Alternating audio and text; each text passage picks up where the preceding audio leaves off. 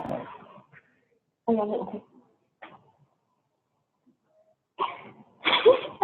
what you wanted to do. I do like him.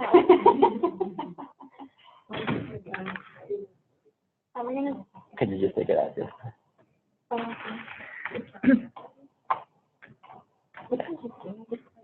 Just take it out. Because it will. All right, I'll take it out. Yeah. I'll do it from my computer. Yeah, no, yeah, I already did. Yeah. Is it recording? Because it's 12 right now.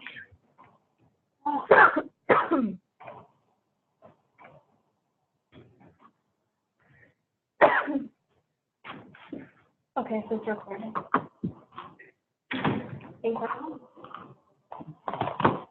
See if there's any people. 15 by 10. Okay.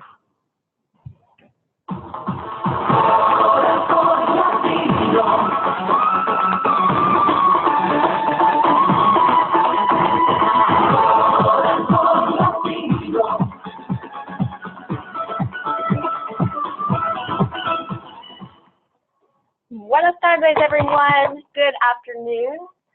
My name is Tamberly Conway, and I serve as the Partnerships, Diversity, and Specialist for the Conservation Education Program here in the Washington office. We're so excited to have you all here today. Thank you for joining in this webinar that will focus on conservation. We have been just so blessed to have an incredible partnership with our presenting organization today, Corazon Latino. And Corazon Latino has been our partner since March of this year as an official partnership through a challenge cost share agreement. And in this single year, we've seen such amazing advances around our own work within the Forest Service and the various programs that have helped to support and generate improved access and reach to diverse audiences. And this primarily will focus upon reach to Latino audiences. However, Corazon Latino does engage a great deal in helping to reach diverse audiences nationwide through a variety of our programs, activities, materials, etc. And not only that, but Corazon Latino has really helped to engage many of our partners, many of our U.S. Forest Service partners who are also really focused on expanding their reach and the opportunities for engagement with Latino and other diverse audiences nationwide. I'm just really excited and proud, to be a part of the conservation education team and also to be a part of this wonderful partnership with Corazon Latino. Although the agreement is housed in the conservation education program, that by no means signifies that this partnership is only with conservation education. Corazon Latino has branched out, so to speak, or extended sus ramas, and it's been a wonderful opportunity to really engage deeply with the forest health protection staff. And I'd love to bring on my colleague, Helen Cortez, who is a member of that staff. Come on up to the front. And just so she can share some of the great things that have been happening with her staff. Cool. So why, forest health jump into something like this? Well, we were thinking and looking for opportunities to connect our program, Forest Health Protection, into other deputy areas and other efforts happening in the agency, and to use the message of forest health, human health relation. And that's how Tamberly and Felipe help us develop and create the Healthy People, Healthy Forest Corp. And it was a pilot project that we have.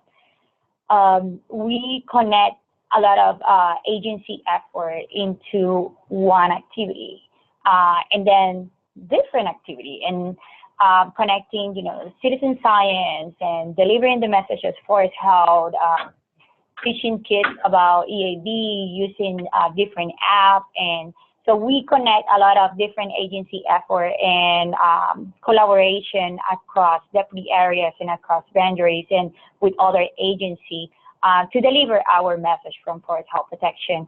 And it was thanks to Felipe's vision and Kimberly's help that we came up with this project, that it was a total success. And just from words from my director, Rick Cooksey, to you guys, we're so proud of the work that we have done together this year and all the accomplishment and all the success that we had, that we really want to invest in the vision that Felipe and Kimberly and the team have developed about working with diverse community around the message of forest health, human health. And so we couldn't be more proud of the work we have done this year together, and we look forward to learn and to even collaborate more with you guys in the future, and include and hopefully incorporate other deputy areas and other programs into this effort for the benefit of course, of the public, of our customers. So happy. Thank you. Gracias, Helen. Thank you. And I would just also mention, if any folks are here in the Washington office and would like to join us face-to-face, we are in the McCardle room on the first floor, and we have snacks. Hay comida. Okay.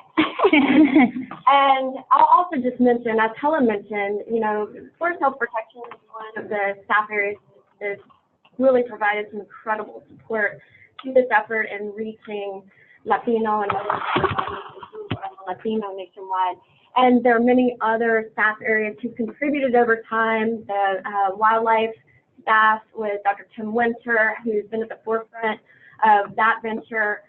We've also worked with the recreation resources and volunteer services under Michiko Martin, who is our former conservation education director, and he's been really wonderful in helping to elevate this work. Heidi McAllister is currently serving as our acting director, and she's also been very supportive. So we're really excited and grateful to all the leadership among these staff areas who have helped to uplift and support the program and outreach and venture. And with that, I would like to turn over the program to Mr. Felipe Benitez. Felipe is the executive director of Corazon Latino, and Felipe has more than 15 years of experience designing, implementing strategic communications programs to enhance the product and protect the reputation of organizations, governments, companies, and brands. Through his prior work with leading organizations like the United Way Worldwide, Fenton Communications, and Ogilvy Public Relations, Mr. Benitez has designed and implemented communications and outreach strategies for advocacy campaigns worldwide. From protecting the fundamental rights of indigenous groups in the Amazon to helping activate communities of color, conservation, and natural resource stewardship. And so we're just delighted to have Felipe with us, as well as Chelsea Mervin, Sonia Rangel, and also, I believe, Abel Bolivo is also on the line. So with that, I'll turn it over to Felipe to begin the program. Thank you very much, Kimberly. Thank you very much, Helen, and thanks for all who are here in the room and in the virtual room. I see some of our partners like American Forest, and I know there's many others that have joined. And I want to just compliment what Kimberly said about thanking a lot of the deputy areas from the Forest Service that really has helped propel the work that we've done in this past year. Conservation education, state and private forestry, forest health. Obviously, I have to write all this down because I wouldn't want to miss anybody, but there's so many areas that have helped us. Wild and Scenic Rivers 50th anniversary, recreation and heritage, volunteer services, wildlife, fish, water, and rare plants, and the limited English proficiency through the Civil Rights Division. So it's one of the many, and we're hoping to expand and be able to be supportive of many other areas within the Forest Service. So I wanna both Helen and Kimberly have been mentioned Felipe's vision, Felipe's work, but it's really not my work only. I really have an amazing team, and I want my team to very quickly introduce themselves. Chelsea, Sonia, and Abel, who's on the phone, or Abel. Sure. So My name's Chelsea Mervin, as Felipe and Kimberly mentioned, and I'm the Director of Environmental Programs at Corazon Latino. And hello, everyone. My name is Sonia Banquet, and I'm the Chief Operations Officer for Corazon Latino. And if I can have Abel not be on anymore. Hello, everyone. This is Abel Olivo, and I do outreach and partnerships for Corazon Latino. Thank you, Abel. He's our stakeholder engagement guru. Mm-hmm.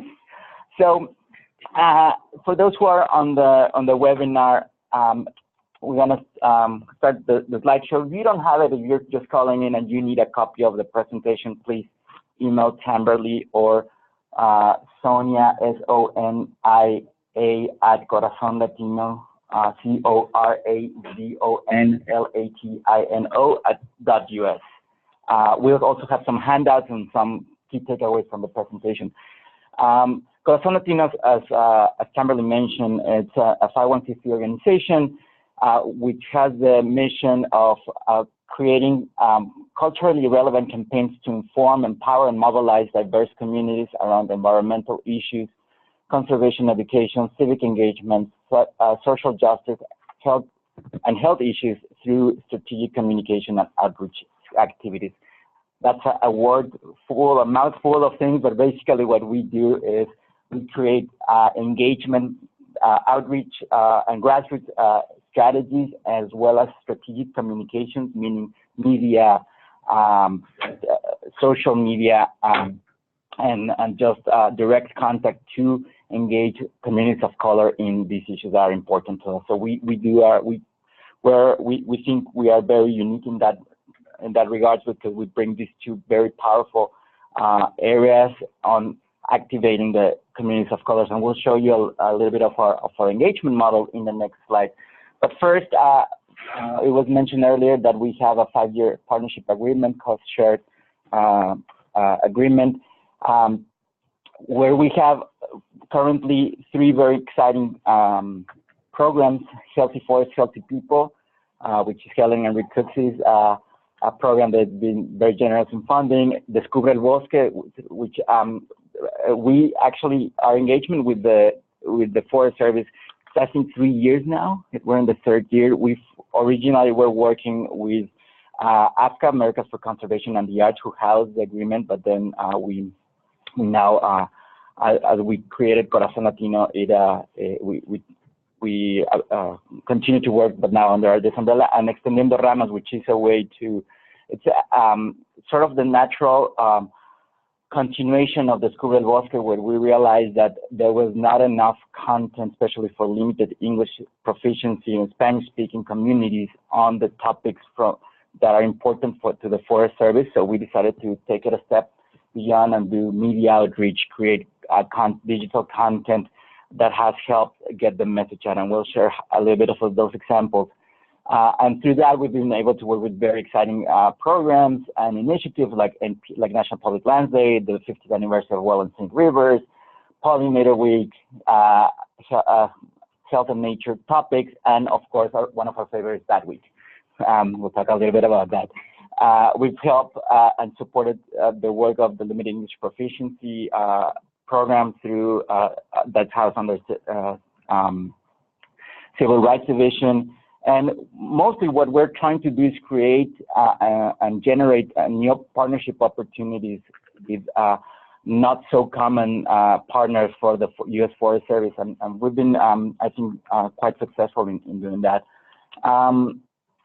This slide basically shows a little bit in this past year, all of our, the partners that we've been working with. And I'm missing American Forest here, by the way. But we should add that, sorry about that. Some of our great partners, including obviously the Forest Service, the Sustainable Urban Forest Coalition, Nature Conservancy, Park Directs America, the Smithsonian, American Forest, National Park Service, and many others. You have them in front of you, but they are really, really committed, and we find a lot of great ways to complement each other's work. We believe that building stronger teams or strong teams make serves better our communities, not who does what, or there's no one organization that can solve all the issues. We believe in collaboration. And again, even that little B in the middle, that's the Good of the Hive, which is a project by artist Matt Willey, who's a muralist, and even bringing art into the work we do. So a lot of them, and a lot of them might be new, but we're very excited, and luckily this list is growing. It's a challenge for us because we want to make sure that we manage our growth, that we don't overextend ourselves. But this is an exciting slide for me to show. I was talking a little bit about our engagement model, and this is a little bit how we do it. You'll see how we reach Latino communities. Well, we do it through three main pillars. On the left in your screen is grassroots activities, where we organize events, on-the-ground events. Mostly we're doing it here in the DC, Maryland, Virginia area, but this year, or this fiscal year, we're looking into expansion into Puerto Rico, California, and potentially Oregon and Washington State. We're still having conversations. We've developed a model that worked really well. So now it's a pilot program that worked really well. So we want to make sure that we expand it and that we bring the best, that we do some knowledge transfer and some best practices to groups that are engaging not only Latino but diverse communities. It's very interesting because a lot of the elements that we've utilized or that we've learned from doing outreach with Latino, with having conversations with other communities like Asian American, like African American, and even Pacific Islanders, they all see an opportunity like, oh, that could work with us. Let's figure out, let's try to, so we're excited about that. We do digital strategies. We use primarily Descubre el Bosque. We do a lot of content creation for partners to use to get the message out. At the end of the day, Latino and many communities of color may not have a computer, but they all have internet access through their smartphones. So we leverage that and we make sure that we're providing content to activate. And then traditional media, especially for the older generations like me, we still like watching Jorge Ramos or the nightly newscast. So we create this surround sound where we send the message 3 or 4 or 5 times. People say that you need people to listen to the same message between 4 to 6 times to get across, to absorb it and to act on it. So we try to find those different ways to do it. We also, and you may hear the work that Corazon Latino does and other organizations, not only Corazon Latino, that we do a lot of transcreation. What does that mean? I don't know. We need to figure out how to conjugate the verb transcreate. But basically, what we do in this transcreation process is we take content that is in one language, in most of the cases in English, and then we create products that are culturally and linguistically relevant to other limited English proficiency communities or public. So we do a lot of this in Spanish. So it's not, as opposed to a direct translation where you do word by word, and you make sure that the sentence that comes out, it makes sense. Now we try to go through a deeper process in which we take a look at the text that we're working on. We make recommendations on how to improve it, how to make sure that it has cultural nuances, that words may not get lost in translation or in the context. We then do the translation. Then we go through a level or a layer of revision, making sure that it's grammatically correct, that linguistically, that we're not making up words, and then context, because sometimes context matters a lot. So we want to make sure that we also look into avoiding localism, like if the translation was made from somebody who has a Mexican heritage, well, it might be a different word than a Colombian or Argentinian. So we try to minimize that localism to make sure that we have a standardized Spanish.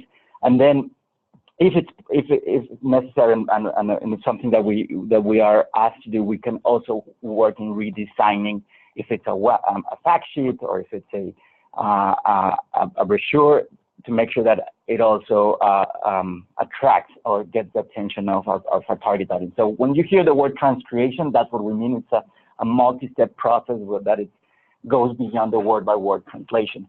And here's an example. This was from a report on pollinators. You get the scientific research, lots of graphics, lots of numbers. Then we help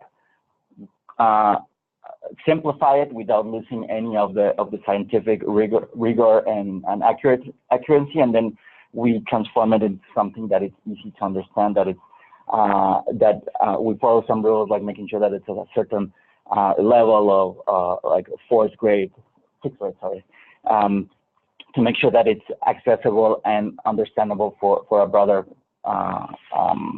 audience. So here's a very simple example of what does that mean, from original context to creating an infographic. So when you hear about us creating or transcreating some content, this is what we did. As I mentioned, we started our work with the Forest Service through the Americans for Conservation and the Arts, and then we were asked to help manage or co-manage with the Ad Council the platform Descubre el Bosque, which consists of a website and social media presence. And for those who are familiar or who are not familiar with Descubre el Bosque, it has a lot of great information of how you can engage, and parents can engage in outdoor activities for their kids. And it has a really cool feature where you put your zip code and it will show you green spaces that are within certain radius, I think 5 to 60 miles. So I want to make sure that we're updating that. And then we have a social media presence, Facebook, Twitter, that we update on a daily basis, Monday through Sunday. To our knowledge, is the only platform. It's the only platform that has a daily update, and we're generating content on a daily basis, which is quite exciting and quite challenging sometimes. But nevertheless, we have a lot of fun doing it. We have a very engaged audience in Descubre el Bosque. Here's an example. This one of our top performing posts is Día Mundial de las Abejas, the World Honeybee Day, and always, as you know, on the internet world, a nice picture and some catchy phrase or some catchy that can make you go viral. So this particular graphic got 1,500 reactions. People liked it, were wowed about it, gave us the thumbs up, 229 shares and 19 comments. So this tells you about the engagement. We have around 7,500 followers in Facebook, another 500 in Twitter, and starting to build our Instagram following. But we know that we have a lot of engagement from those people, and they're always commenting, they're always sharing. We have some super users that every time we put something, they share it, and so it is a very exciting platform, and it reaches also international audiences, so that's also a good conduit. So here, this is a tool that, as you are thinking, how can we engage and how can we help you in your work? This is an amazing tool where we can help transcreate content. We can help create content that we believe and test content that will be of interest to the Latino community, and don't think only about graphics, but can be an article. It can be, we even tested with radio spots that we posted online and actually got a lot of great reproductions. Can be short videos, can be slideshows, can be messaging. We can do a lot of testing with this platform. So keep that in mind, and obviously to promote among our following, thanks to the Facebook, we are able to micro-target and make sure that people from a certain area can see the message. So it's a lot of interesting opportunities for those who are thinking how can we leverage the School of Voice also to promote to. I mean, I used to have a boss that said, if you don't communicate what you do, it doesn't exist. So if you have a great event happening for Christmas trees cutting or something, this is a perfect avenue to promote it. So let us know, we'll share some ways to do that. As I mentioned, earned media, we like placing op-eds, articles. We have a tactic where we've encountered that Latino media, print and online media are very keen, are very hungry for content related to conservation, to what the Forest Service does, like Bad Week or National Public Lands Day, and they will ask, in the past we used to pitch, hey, would you be interested in writing about this particular topic? And the response that we would get, well, actually, do you have something that we can just print? And so we started creating content for them. So we started pushing out, we control the message, we control what it says, and it comes from a reputable source, and it is very, very impressive how every time we send one of those, what we call it mat release, for those who are in the PR world, used to be a tactic back in the day, and each time we send one of those, we'll get anywhere from 5 to 15 placements in anywhere from La Opinión, which is the largest newspaper in the country, Latino newspaper, all the way to small outlets in the Midwest. So it is a very interesting tactic that we utilize. We also have worked with Telemundo, Washington, and with others to get woodsy and experts and to be on TV. We do the same on radio. In radio, we've encountered also that people give us a lot of time to talk about issues related to the Forest Service, not just a 3-minute interview. We ended up talking for 10, 15 minutes. And because, again, it is content that media outlets are hungry for, because they see that this content, these messages benefit the different communities or their audiences. We're going to give you a couple of examples of the work that we've done here. For the International Day of Forest, we organized a webinar with Dr. Kathy Wolf, presenting her research.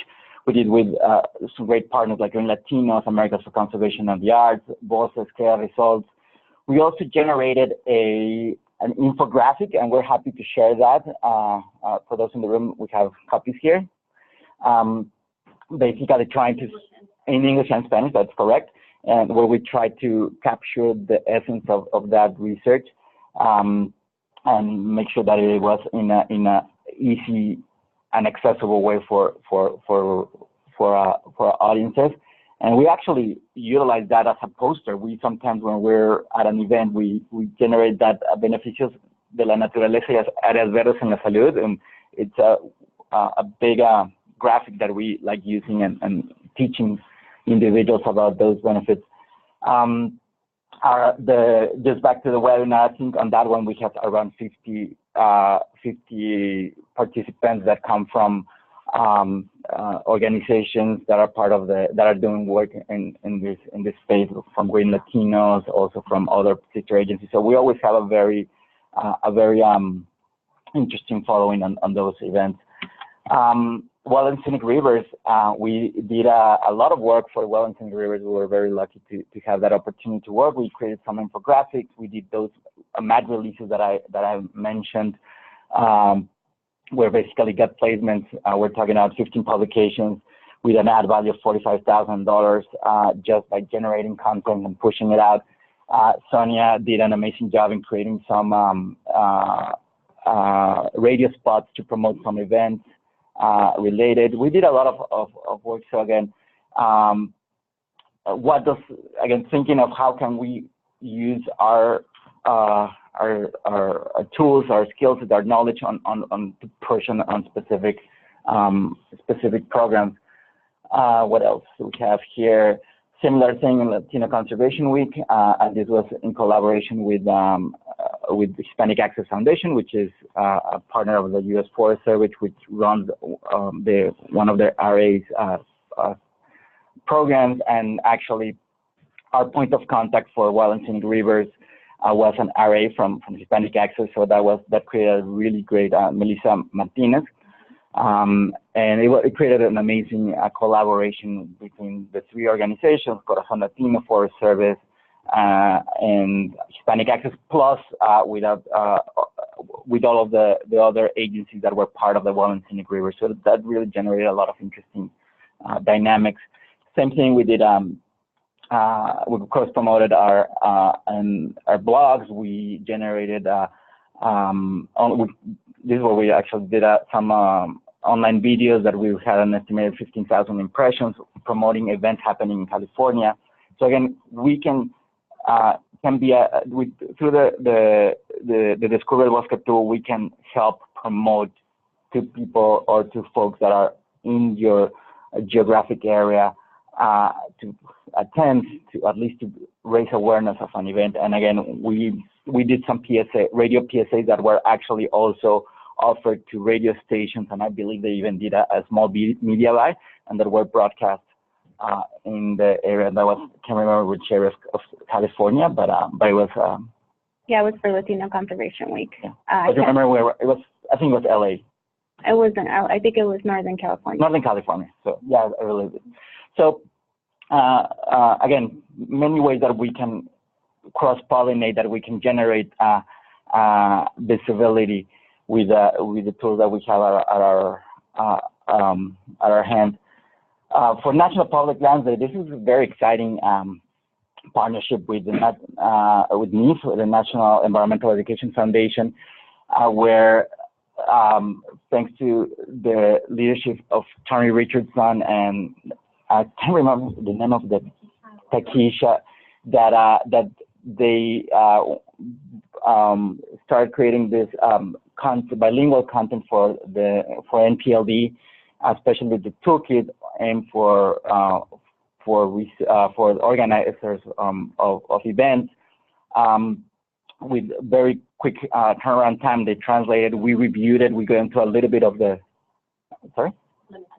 limited English proficiency. Yes, they did the translation. We reviewed it for sort of following some of the steps of the transcreation process. We make sure that there was nothing odd. That yeah, yes, exactly. We want to make sure that we're giving everybody the recognition that they deserve. And once it was ready, we organized a webinar with our partners. We had the privilege of having Robert Garcia of the Civic Project, Irene Vilar from Americans for Conservation, Melissa, and that was one of our most successful webinars. We had probably 150 people attend, and actually we reached capacity at our program, so we probably would have more. But it just tells you about the appetite of organizations that when there's tools available to reach diverse communities and Latino communities, there's always this great interest. So that was a really great collaboration. I'm really proud of and let's see what else we do with NIF next year. Bad Week, Sonia, you want to talk a little bit about Bad Week? Yeah, Bad Week was last month, and it was the last week of October. So the way that we supported was helping out with the social media Bat Week Coalition, which includes federal agencies, different institutions like Bat Conservation International, other conservation organizations, and media. So the way we helped is we spearheaded a Twitter storm on October 30th. We created all the sample tweets, coordinated the time, the day, and provided a toolkit in English and Spanish with graphics on what would be, what messages would be broadcast on Twitter during that targeted hour. We also joined through Instagram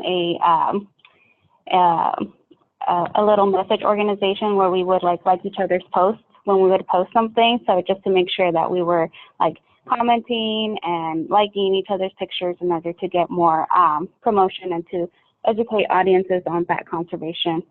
We also generated and created and generated a mat release.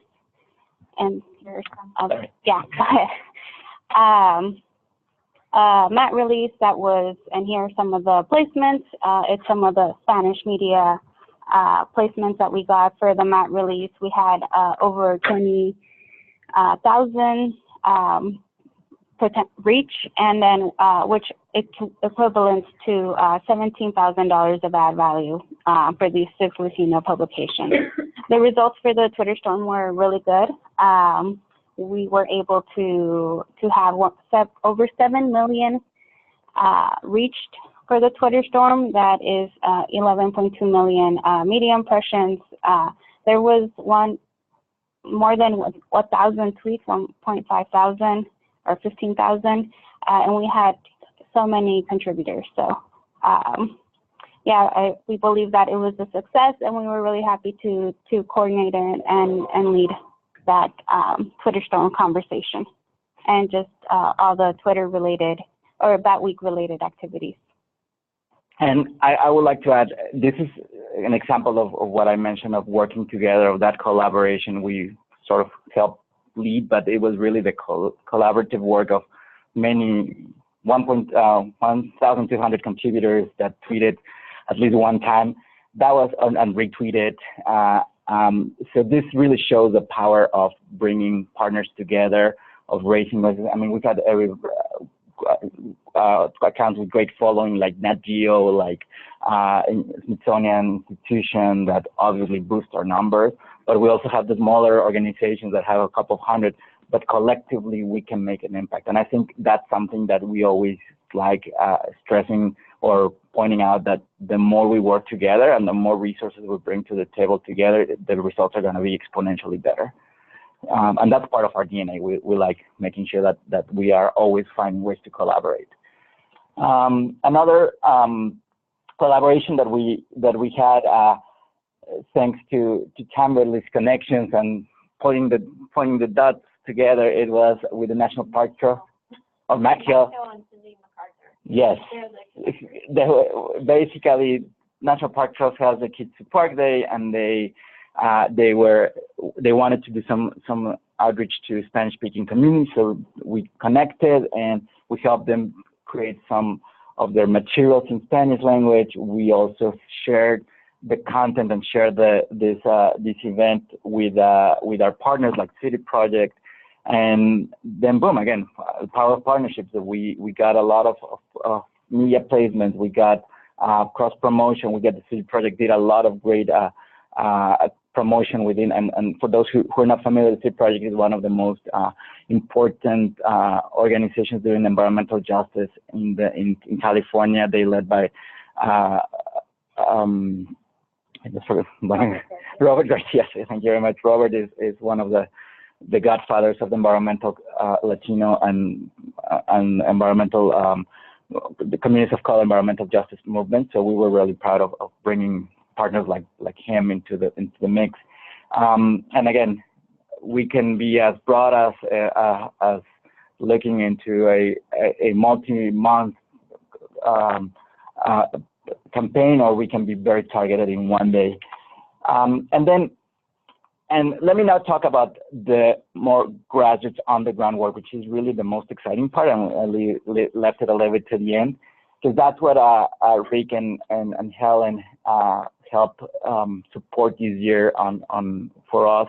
And this is a pilot program, so basically we came to them with the vision, okay, we want to create a cohort of 10, 15 families, mostly Latino families, and get them engaged in a tier process with the conservation movement, with trying to engage them through citizen science and teach them about issues that are related to forest health and human health. Rick looked at me and said, okay, sure, if you could, and he very generously supported that work. And we started testing, we started organizing. Our first event was during the City Nature Challenge. And we started with some families that Abel, who you heard on the phone, really had a lot of contact with. Abel is a community leader in Cheverly, Maryland. He teaches English classes at church. He, I think at one point he ran for office, nonpartisan, by the way, for education, Board of Education. So he's very well known and very well respected. They call him Don Abel, like very respectful. So he invited those families that he worked with to participate in one of these events, and to so like we're gonna have a good time. We're gonna have your kids are gonna learn a little bit about science. You're gonna enjoy the outdoors, have a good time, and we're gonna have some elements like food and dance that will make it a nice. So we had this first event, and it was a huge success from the beginning. We had 50 participants, and you can see the results: 284 observations, and we ID more than 85 different species. So if you go to the City Nature Challenge map, you'll see a green spot in Cheverly. Most of them are in DC, and then you have this green spot in Cheverly because that was where we connected. So as I mentioned, we had a couple of elements that and this will be shared in the handouts, and if you're online, we can send those to you. A couple of the elements that we started testing, like, for example, a lot of events that around these areas of conservation or cleanups or even hiking usually happen during Saturday morning. Well, for an immigrant or Latino community, we thought that Saturdays were not the best day to do it. We thought Sunday would be much better because usually Sunday people have the day off. But Sunday morning, it's church time, so you don't want to be competing with God. So you want to do it in the afternoon. So we started doing a 2-hour event around 4 or 5 p.m. before the sun goes down. We offer a few elements, like I mentioned, some dance just to loosen people up. It's cold. It was in the middle of April. There's a lot of icebreakers, but we do believe that with the Hispanic community, dancing is the best icebreaker, and we were right. And then at the end, also bring a sense of community by providing food, by having some pupusas or something where people can talk about the event and talk about their experience. So having those elements actually became a really good formula that we continue to finesse and continue to improve in different tests. We actually did an event on Saturday. The results were not as good. So we had a lot of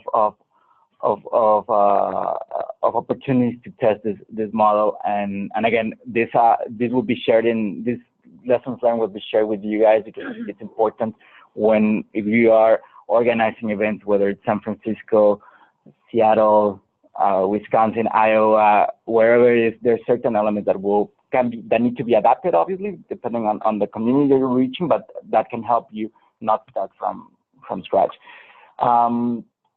We provide, yes, sorry. I'd just like to bounce off of this. Just giving a shout out to Stella Tarnay with the Biophilic Cities Network in DC, and she had come to us early on and asked if there could be a Latino-based outreach and engagement. And so I think as a result of this particular piece, as well as the kids to parks and some of the elements around health and nature, I know that now Corazon Latino is working very closely with the Smithsonian Institute, and they have already reached out to Corazon Latino. I just saw an email last night, so it kind of sparked my interest in just mentioning this, that the City Nature Challenge is now reaching out to Corazon Latino to build upon what happened this year. And so it's just really exciting. Yes, and we use iNaturals, which is important to mention. We started incorporating those tools like iNaturals, iTree, or MyTree later on, but let me continue. This one was one of our most exciting ones. And so you want to talk a little bit about this one? And let's do that. Yeah, sure. So this event, for those who can't see it, who are calling in on the phone, was the Discover the Forest Challenge 2, Part 2, learning about invasive species. And we took a bunch of folks, or met a bunch of folks at Kenilworth Aquatic Gardens in DC, where we discussed invasive species like the emerald ash borer, because that area has seen a lot of its ash trees disappear as a result.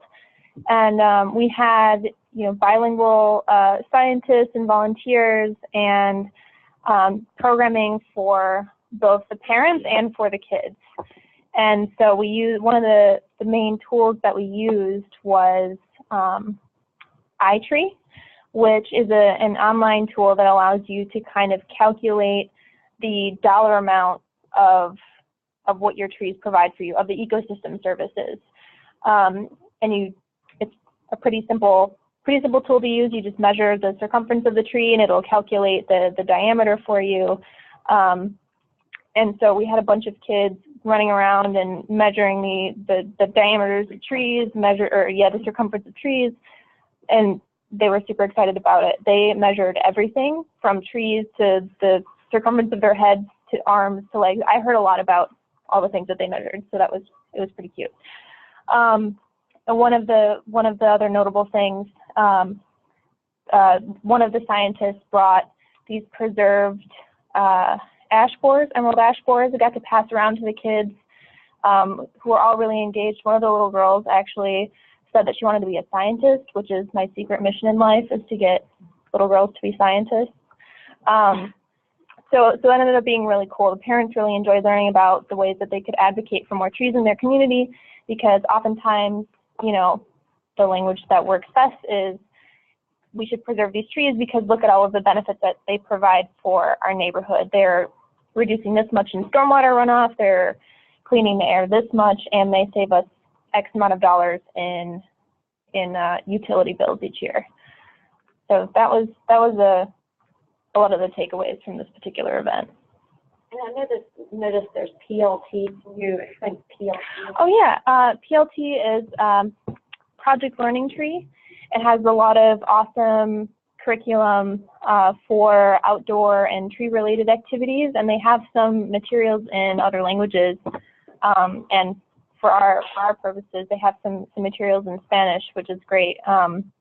We got to do some leaf identification activities with that as well. So kind of talking about how you can identify a particular tree species based on, a twig you might pick up or some leaves you might find on the ground, which was also very engaging for the participants. And I think one of the key elements for this one is that we made sure that we thought and offered activities for everybody in the family, from the little ones all the way to older adults, because this was on a Sunday after church, so actually some of the participants came wearing their church clothes, so they were very well dressed. We got them to dance, but it is important that we welcome the whole family, not just the participants, but if they're bringing a toddler, and that we offer something for everybody. So when you're designing and you're thinking about your creating events that will welcome diverse communities, make sure that you are thinking about the whole family, offering for different. If you're doing just you're doing a hike, for example, make sure that there's offer or activity for adults. Make sure that there's some kind of activities for the children and for the younger ones. So it's an important way, because that's how we seen and how communities of color and Latino communities enjoy nature. They do it in family, but an extended family, not just the nuclear family. They bring everybody in, and there's obviously important to understand the different ways of enjoying nature. We had a boat trip and then sure. I'm sorry. Oh yes, that was. I think we came full circle with this event where we've had our scientists talk about the ash borer, see how it has affected the tree population in that particular site, And then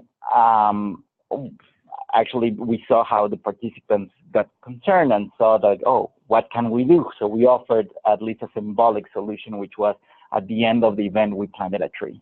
And then we had some pupusas food and then some that. But planting the tree that really brought full circle to the experience.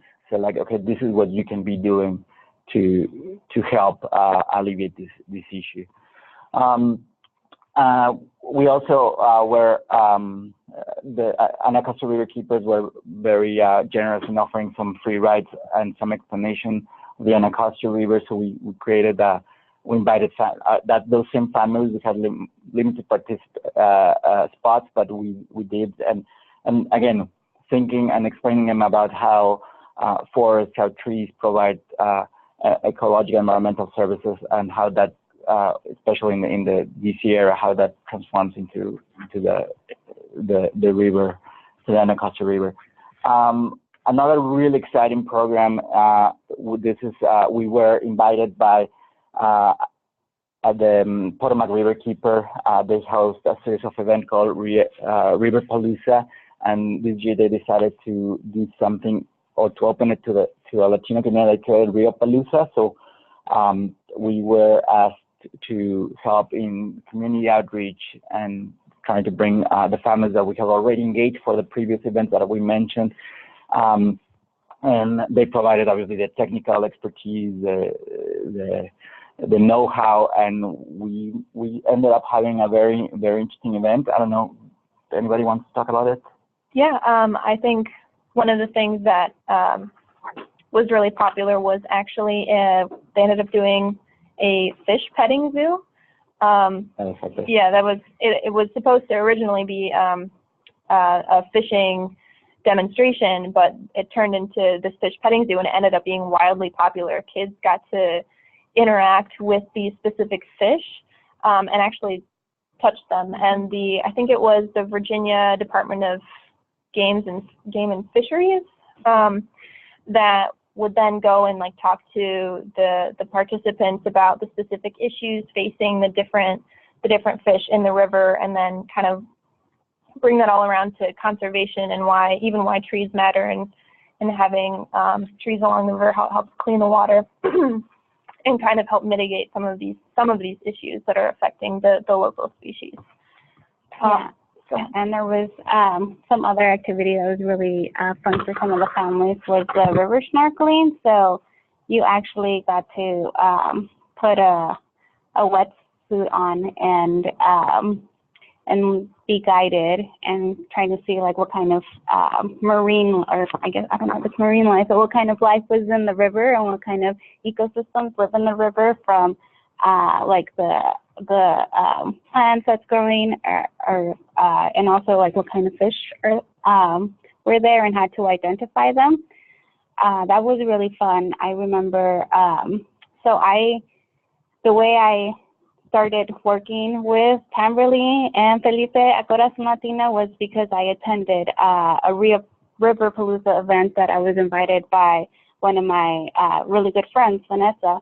So doing this Rio Palooza was like a way for like kind of going full circle on how I started working in conservation and with Felipe and Tamberly, and now being able to host Rio Palooza where we invite Latino audiences and diverse audience. So she actually came, Vanessa, who invited me, came with her family, and that was really fun because they had a lot of fun. They did the river snorkeling. Her mom did the river snorkeling, and they also really enjoyed horseback riding because the Buffalo Soldiers were also there. So it was a lot of fun and just a great experience for us all. Yeah, and another note about the Buffalo Soldiers, we were really excited that they were able to participate. They really provided an extra cultural element to the event to be able to discuss, the role of African Americans and people of color on public lands historically. And they brought their horses, so they did some horseback riding for people too. They did the horseback riding basics, which was awesome. And just a quick note, I misspoke earlier. It's the Virginia Department of Game and Inland Fisheries that helped with the fish petting zoo. I just wanted to clarify that for everybody. an important element of this particular event was well, we had 120 RSVPs. Yeah, RSVPs. Actually, we had 50 participants, but if you recall, it was this day in August where there was tremendous flooding and a storm here in DC. So I was even not about to cancel, like, yeah, I'm not going. I'm not organizing. But people actually did go, and we had a really, really nice important showing. We provided transportation because obviously this is a venue that is, or a site that it's 90 minutes away from Washington D.C. or from most of the families in Maryland. So we had to provide transportation to make sure that they felt comfortable, that they knew that they were going, not only getting there, but they were having a way back. So logistically, it created a lot of challenges, but I think that the results were amazing. And there was, want to make sure that we mentioned that there was a forest therapy, a forest bathing experience, bilingual experience provided by one of the Forest Service staff members, Toby Bloom, which did an amazing job and engaged really nicely the families. A lot of the comments that we heard during that event was like Vanessa's mom, Sonia just mentioned, she took the day off because she wanted to spend time with her kids. And we heard a lot when we in this type of events, even when we did it on a Saturday, like, you know, I'm taking the day off because this is a good opportunity for me to connect with my family. So doing that in the context of learning and doing outdoor activities and engaging with our public lands, I think that's triple whammy. Another element, and when we were reviewing the presentation, I think Kimberly mentioned that we wanted to find another picture as opposed to the one that you're looking at, the presentation of the two people facing or with their backs. I wanted to keep that picture because that's one of our participants, Polly. She attends almost every event that we do, and her and her family. And although we explain her, hey, you're gonna get wet, you need to bring comfortable clothes, you need to bring towels and bring flip-flops, all the elements, and we'll share a lot of those lessons learned. She still came with her Sunday clothes, which I think it tells you a lot of the need to provide guidance, to educate, and but still the willingness to do things. Like, I may not have the proper gear, I don't care, I'm still gonna go. So when we're thinking about outdoor experiences, when we're thinking about camping, when we're thinking about snorkeling, rafting, we need to take those elements in consideration. That families may not need, and I mean, and if, for example, if it's camping, I think the entry-level fee to be able to get all the proper gear to do camping is at least $1,000. So this is families that are making minimum wage or that are working, or we need to take those elements and those various factors into consideration.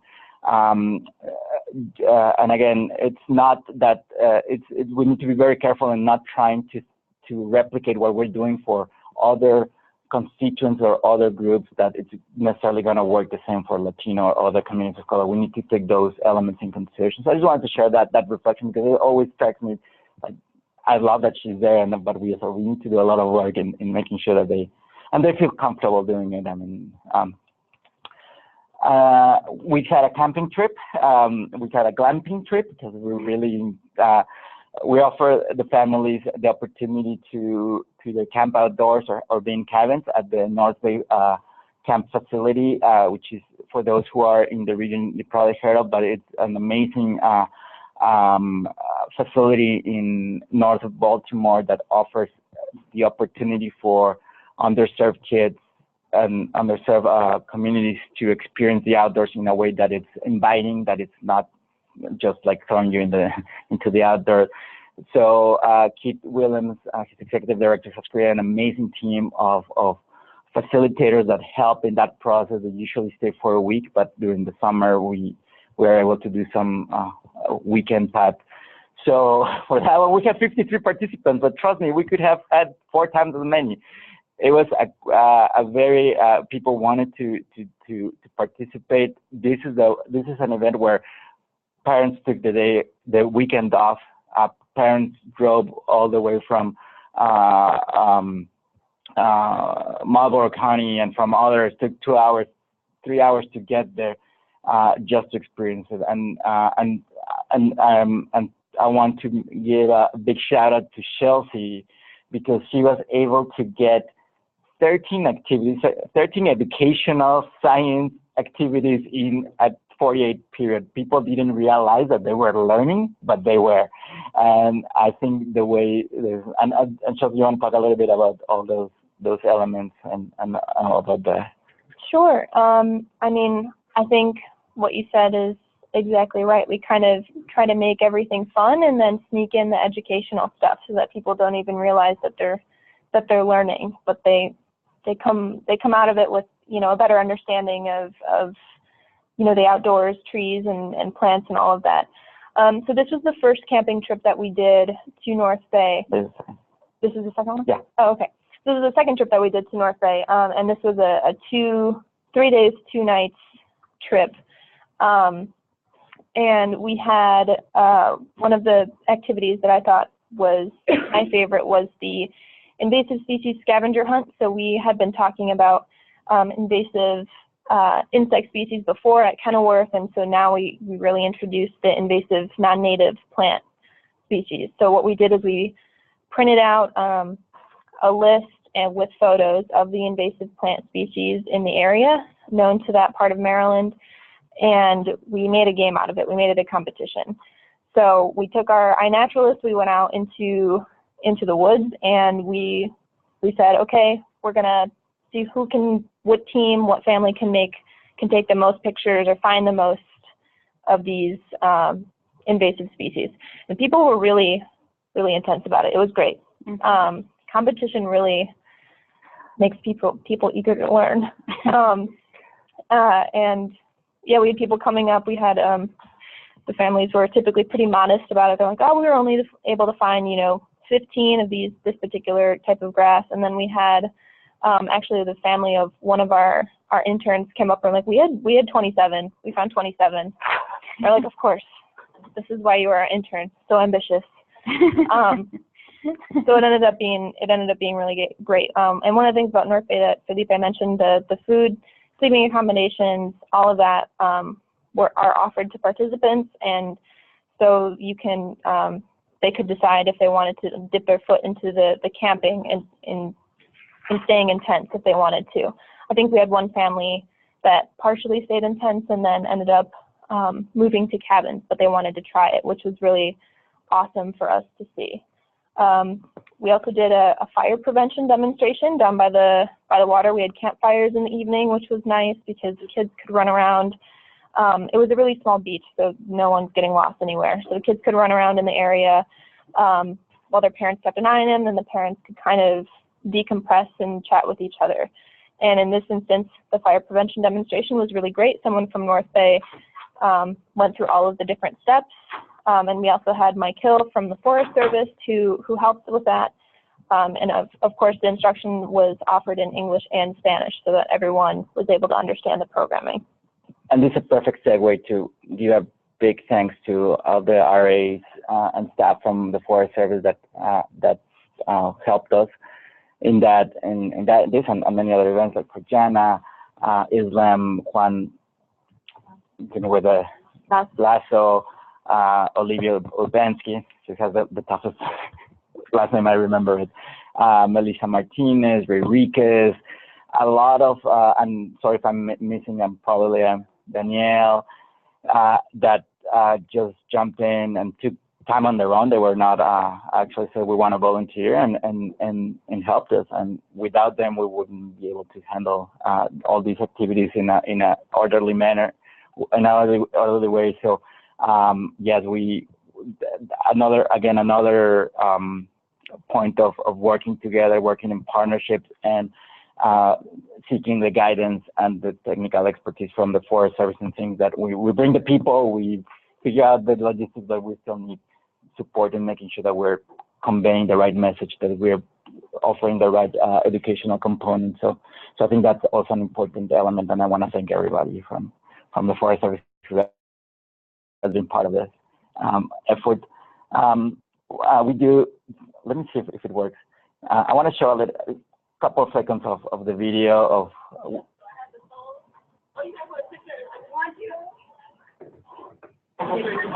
That's Real Palooza.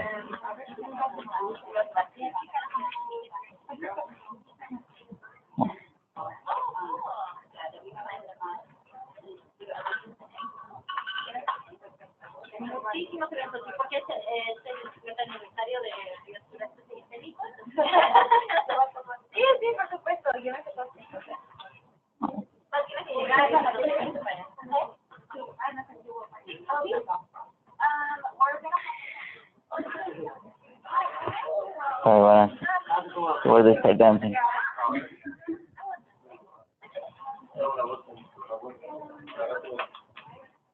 Thank you. No problem. Have a good time, y'all.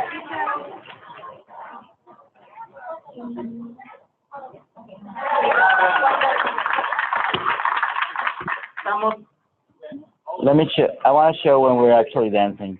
Sorry about that. Yeah. Juan. Wow. I think we missed it. Getting ready. Okay. All right. Sorry. We'll share this presentation. It's an 8-minute video, but I want to show.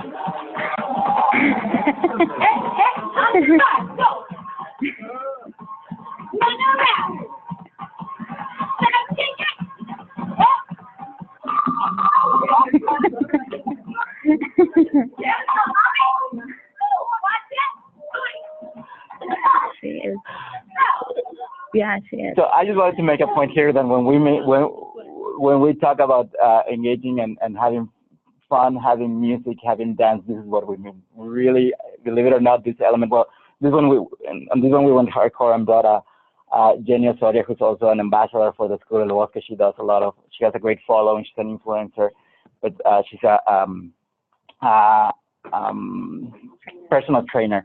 But we invite her from time to time to give some classes, obviously, to the participants free of charge, and that really helps the music, the dance, even if families are not dancing, even just watching, it breaks a lot of barriers and builds a lot of trust. So it's an element that I wanted to show that's how we do it. That's how when we mention music and dance, that's how it's done. And Jenny really supports this type of work because her personal training takes place outdoors primarily.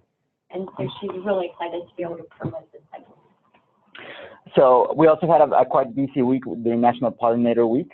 We did a film screening. We participated at the Pollinator Festival here at the People's Garden, and we did the first time we partnered with the Smithsonian Natural History Museum. We actually helped them in their solstice night, where we provided bilingual programming and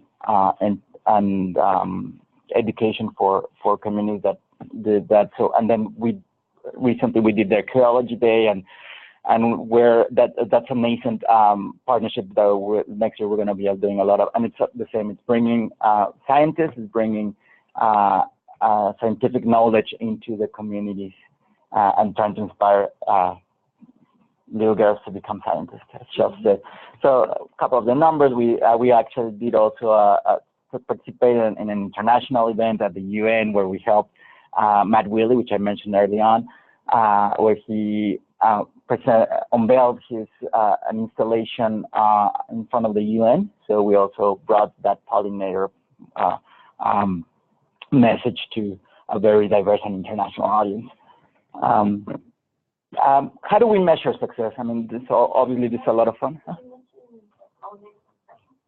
I mentioned the Screen of Pollinator Under Pressure, which was a film produced by Tree Media, and that we were supporting in the launch and presentation of it.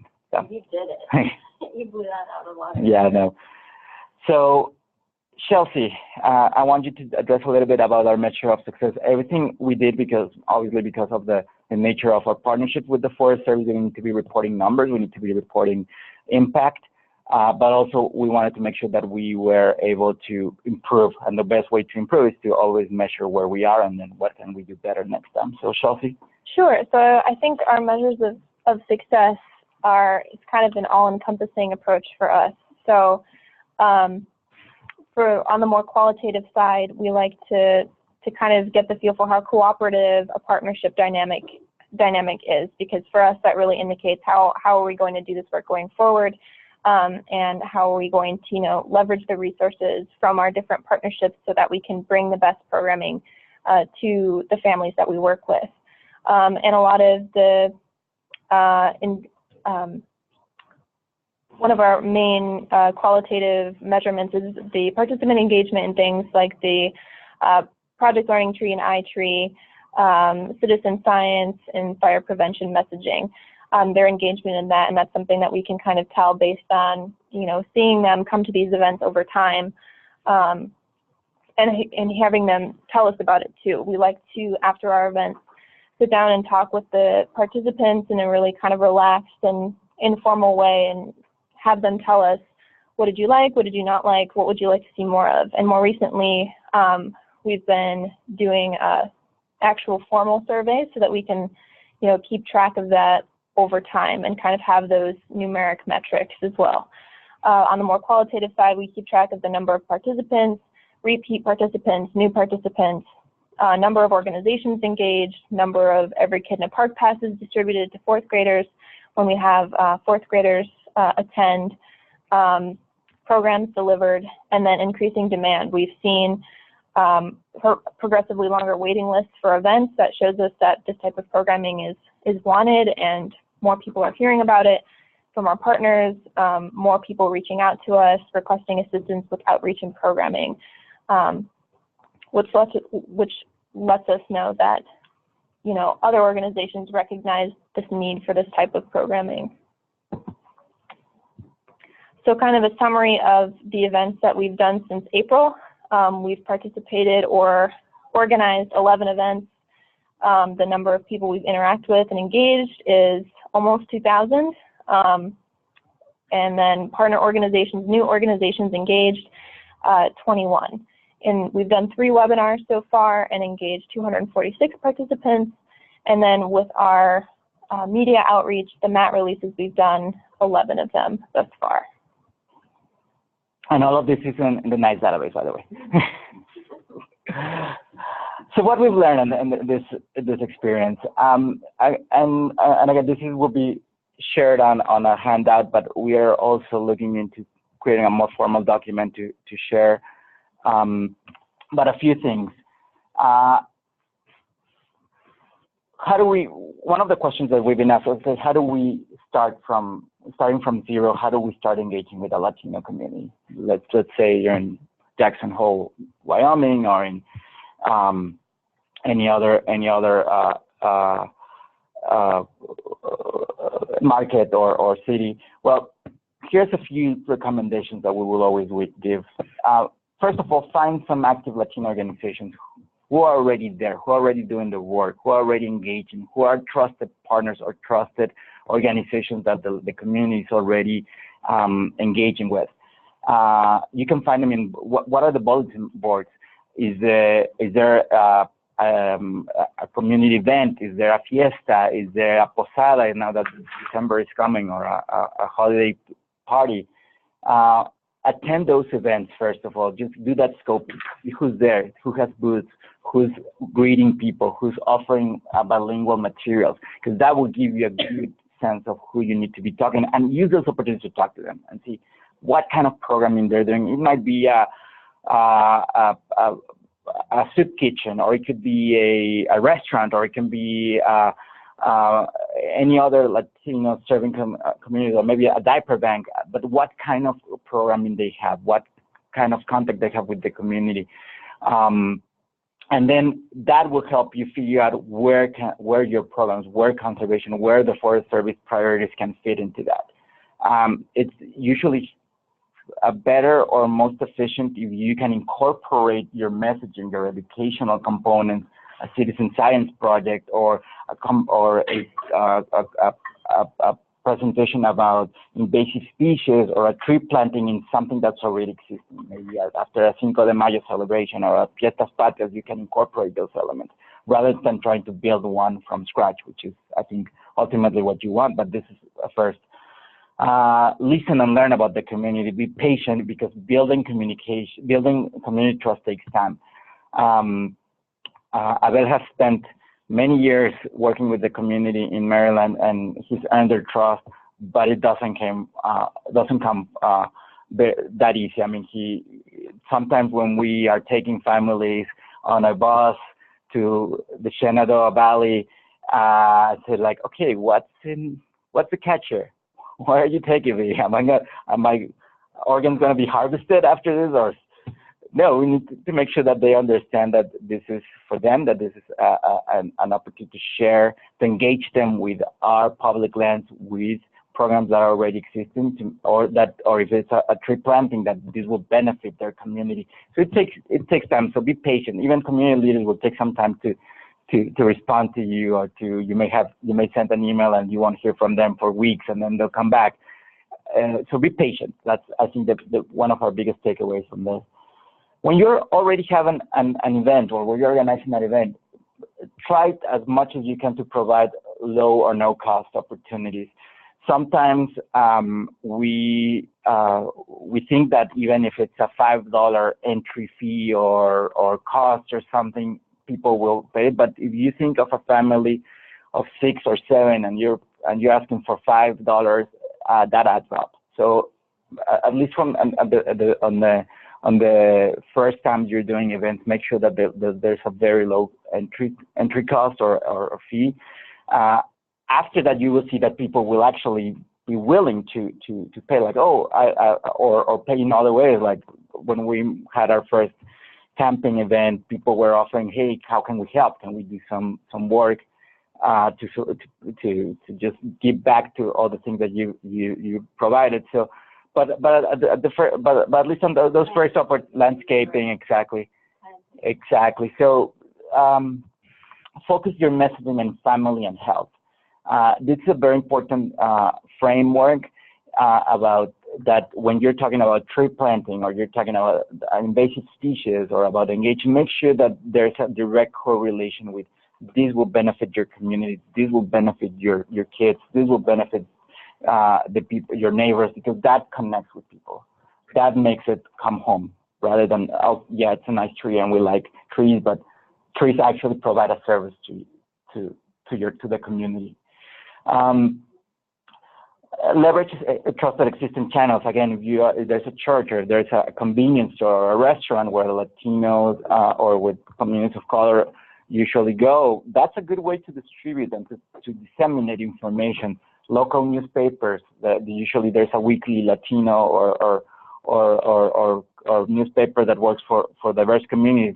Maybe best in an advertisement. They're usually not that expensive, $100, $300, because radio, and if there's a TV station, even TV, and in this process, Corazon Latino can help, by the way. Don't expect RSVP or online registrations. We usually receive 30, and none of those show up, but then another 30 people that didn't RSVP or didn't do an online registration actually show up. So we think text message is a really good way to engage the communities. Cultivate long-term relationships, and notify how to prepare. Send them a communications, give them a phone call, telling, hey, this is what you need to bring. This is what your family needs to bring for the event. This is what you should expect. This is very important, and be ready to have somebody to provide that information, because you will get the calls 10 p.m. the night before. Hey, can I bring my kids? Hey, is this okay if I show up a little bit late? Make sure that you have that information available and somebody that can address those issues. Poor Sonia had to receive a lot of calls at the weekend, especially for a camping trip. That was, her phone never stopped ringing.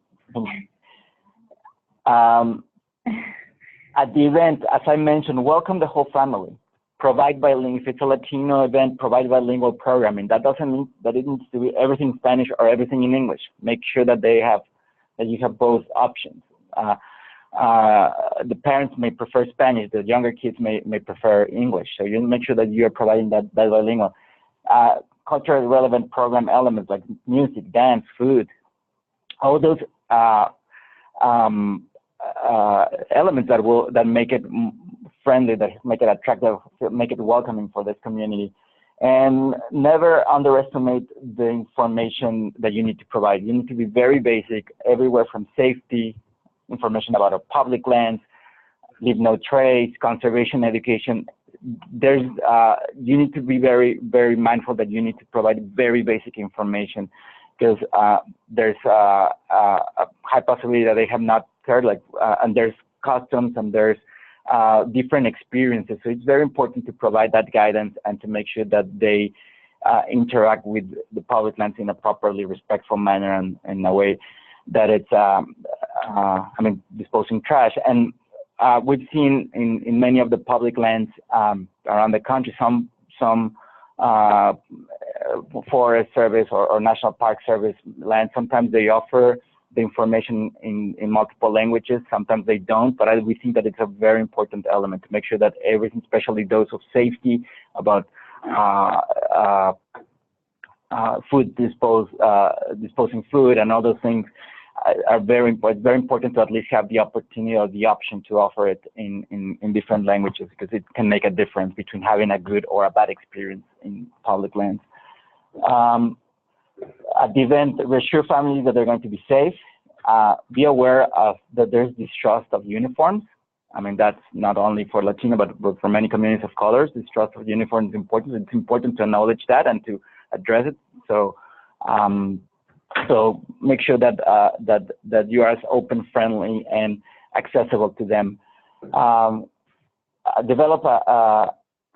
Create meaningful experiences, good memories while meeting metrics. So it's not only how many people you get out, but make sure that those individuals actually have fun, that actually enjoy, and they want to come back. Call to action. I think every time we do one of these events, it's important to have a call to action, where it's citizen science, where it's fire prevention, whatever it is. Make sure that you give them something to think about and something that they can activate. Plant a tree, take care of your trees, whatever it is. Make sure that there's that call to action. Develop building blocks of learning. Make sure that there's, if you have multiple events, make sure that you are incorporating elements like first event, what's the basics of iTree, if you're using citizen science. The next one, then incorporate MyTree and iNaturalist. Whatever it is, make sure that there's there building blocks, because both the younger and the adults, they really enjoy it. And we've seen how the parents really get empowered when they learn how to use MyTree, and they show up with their kids and they have iNaturalist. Oh, I know what that plant is. So make sure that you're providing those meaningful educational experiences. And as the best way to disseminate this or to get more people the next time, it's by word of mouth. On our camping trips, that's what we learn. People say like, oh, I heard about this one, or even in Facebook, they're like, this is the organization we talked about, follow them. They have really cool events. So word of mouth is very important with communities of color. And then again, a little bit of the building blocks, is make sure that you create continuity among programs, that the next event builds on what we learned in the previous. Even if it's not the same participants, you will have some that are repeats, and they actually become empowered, because then they know how to use an app, or they know something about ML dashboard, and they then share that information with others. So it's empowering participants to learn more and to share those skills. How can we help you? I mean, first, again, we're going to share all these lessons learned in a document. So if you want it, please send us an email. And we can send it out to everyone. Yeah, that'd be great. Great, thank you very much. Great, thank you very much. We have a 5-year agreement, so it is it's simple to activate us, to reach out to us. The Descubre Bosque can be, as I mentioned at the beginning, can be a great resource, a great tool to promote, to recruit, to disseminate information. We can help you in the materials creation, transcreation. We can help looking at your existing Latino engagement programs to see if there's any areas of opportunity, if there's anything that we can improve. Media, outreach, and stakeholder engagement. Sometimes we're part of networks of Latino organizations sometimes we can make a call and figure out, hey, who's the right person to talk to. Anyway, there's lots of ways, and we'll be thrilled and we're excited if there's ways that we can collaborate with other areas of the Forest Service, with the different regions. We're gonna continue to put some of these lessons learned and materials together and share. And again, we're thanks to Rick and Helen, we're gonna continue to expand this work and bring this model, bring this way of working into many more communities throughout the country. We're looking into Puerto Rico right now. We're pretty advanced there, California, and somewhere in Washington State. So we're really excited about that. And that is it. That's the team. There's Woodsy, there's Avo, and this is why we work for all of this. This is having the satisfaction of seeing individuals, having Americans enjoying their public lands and feeling good about them, and then going back and sharing, spreading the word. That's why we do our work. So, thank you. And we still have just a few minutes for questions. I'm not sure if we had any. Yes, we have a question here. And if you have a question in the webinar, you can use the Q&A box or the chat box to ask questions. And would you mind passing down the box? And if you will, yourself and Thank you. I hope I didn't shock the party. I got an email from a friend saying this is happening, and I decided to be here. Some people already know me here. I see familiar faces. My name is Ruby Stanley, and I have a small organization in the area. It's Eco Latinos. And we are also working on engaging and educating and raising awareness and finding ways to connect environmental initiatives and programs with the Spanish-speaking communities of our goal is to cover the Chesapeake Bay area. We're right now in the Maryland, DC, Virginia area. And congratulations on this amazing work. Congratulations in this incredible partnership. I am super impressed. You know, as I say, we're a small organization located in Cheverly, right there where you had some event reported. And I'd like to know how we can be of help to you.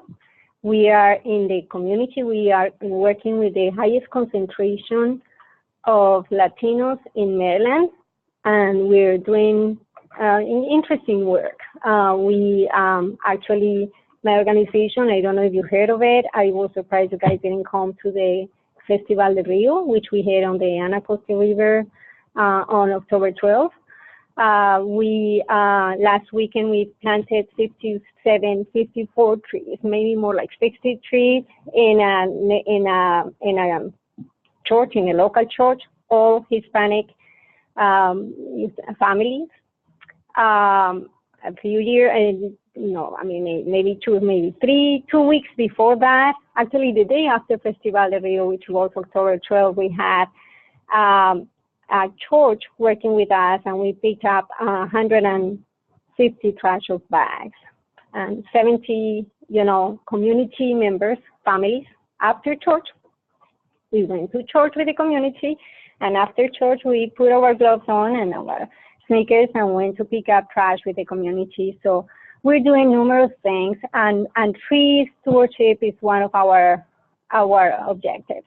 So we would like to be able to actually work with you. We would like to be able to spread the word, the good news that you're spreading through our networks.